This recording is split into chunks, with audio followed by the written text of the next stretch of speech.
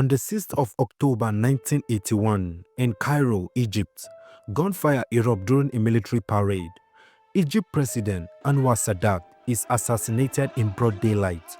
Who killed him and why?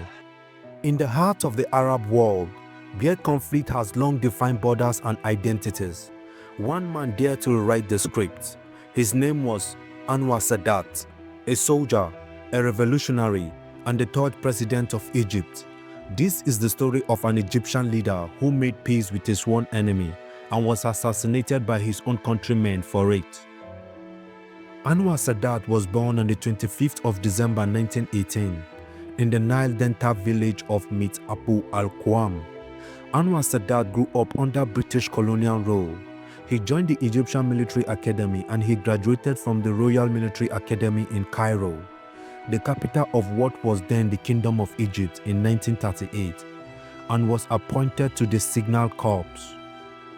He entered the army as a second lieutenant and was posted to the Anglo-Egyptian Sudan, the Sudan which used to be the condominium between British and the Egyptian rule at the time.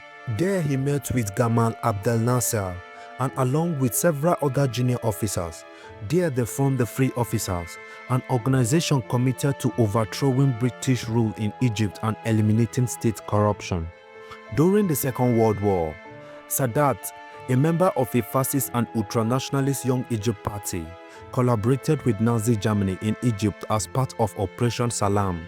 There was a meeting and talk among some pro-Axis junior officers of a potential revolt, and Sadat later said that he wanted to make Egypt a second Iraq.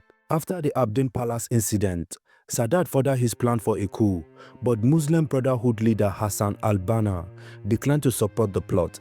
He then met with two German agents in Cairo to discuss his plan, but was arrested and imprisoned for much of the war. By the end of the conflict, Sadat had already met with the secret society that decided to assassinate Amin Usman, the Minister of Finance in the Weft Party government, and the head of the Egyptian-British Friendship Society. Due to his strong sympathy towards the British, Usman was assassinated in January 1946. Following the assassination of Amin Usman, Sadat returned again and finally to prison. In Qamidan prison, he faced the most difficult ordeals of imprisonment by being held in solitary confinement. Salah Sulfikar, the then young police officer, at that time was the officer in charge in the prison. He believed in his heart that Sadat played a patriotic role towards his country and that he was convicted and imprisoned because of his love for his country.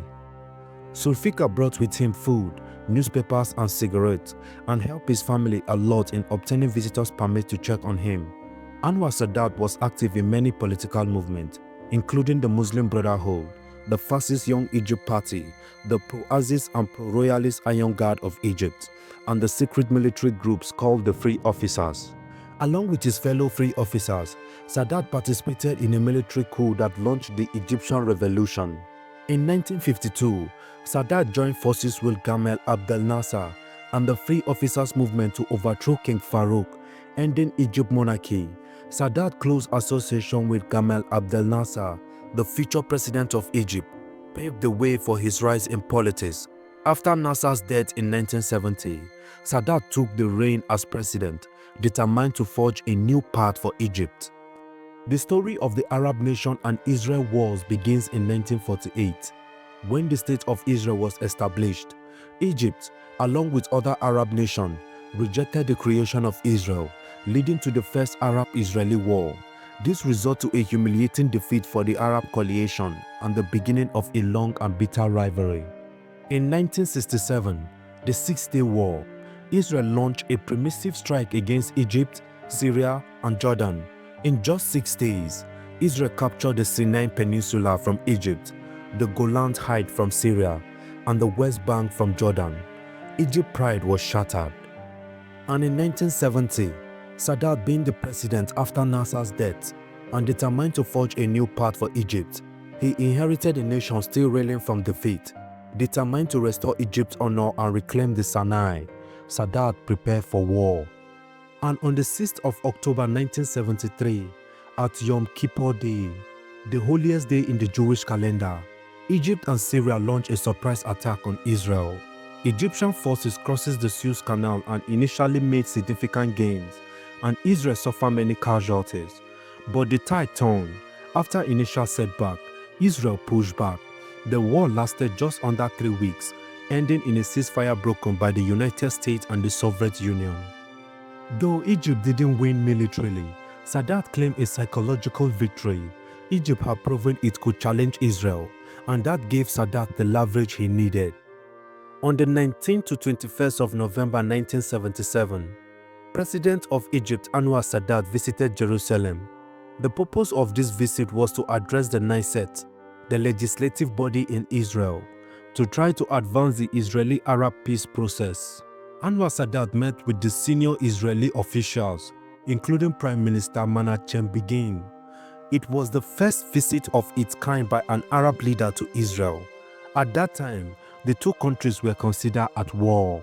But before then, the international Zionist leaders sent telegrams to Egyptian embassy in Austria and Washington, D.C., expressing their desire to hold a secret meeting with Sadat. But this attempt failed due to the objection of the foreign minister.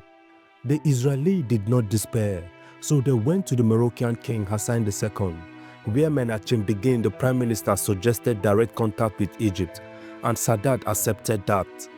He sent Hassan al-Tahami as his delegate to meet Moshe Dayan, the then Minister of Foreign Affairs in Rabat. Sadat has stated before a special section of the Egyptian People Assembly that he was ready to go to their home, the Knesset in Jerusalem, to discuss peace on the 9th of November 1977. Among those present was the leader of the Palestine Liberation Organization, Yasser Arafat.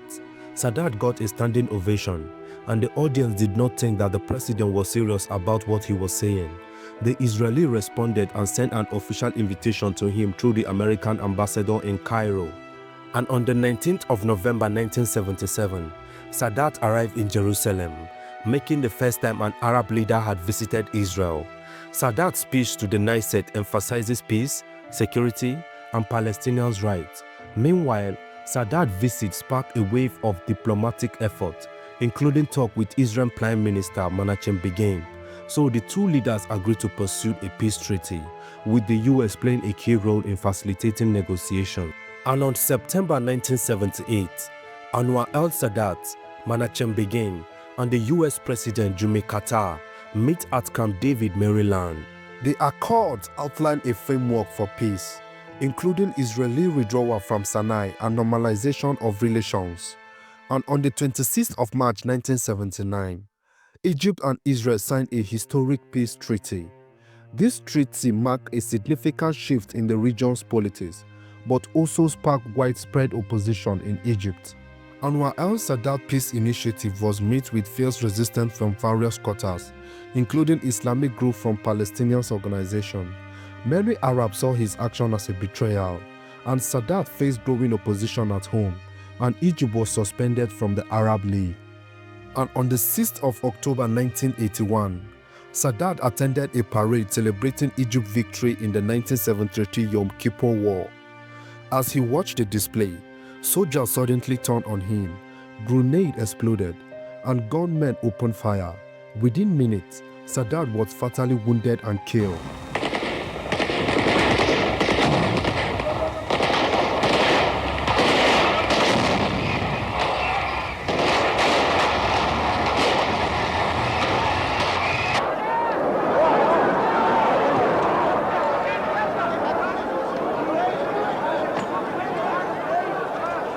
The assassination was carried out by the members of Egyptian Islamic Jihad, led by Khalid al-Islam Baoli.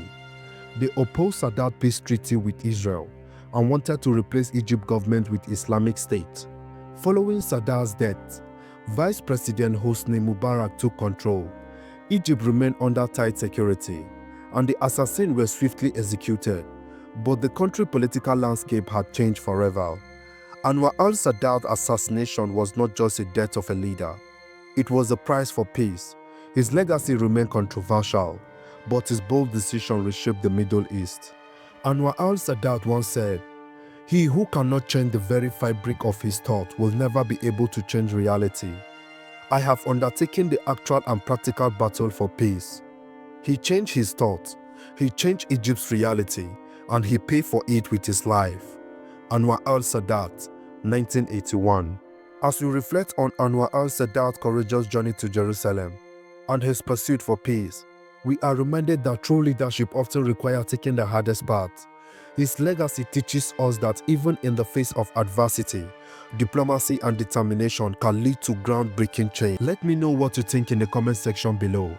And if you are inspired by stories of courage and resilience, be sure to hit that like button and share this video with others. And don't forget to subscribe to our YouTube channel for more content and videos like this. Thank you for watching. See you on the next video.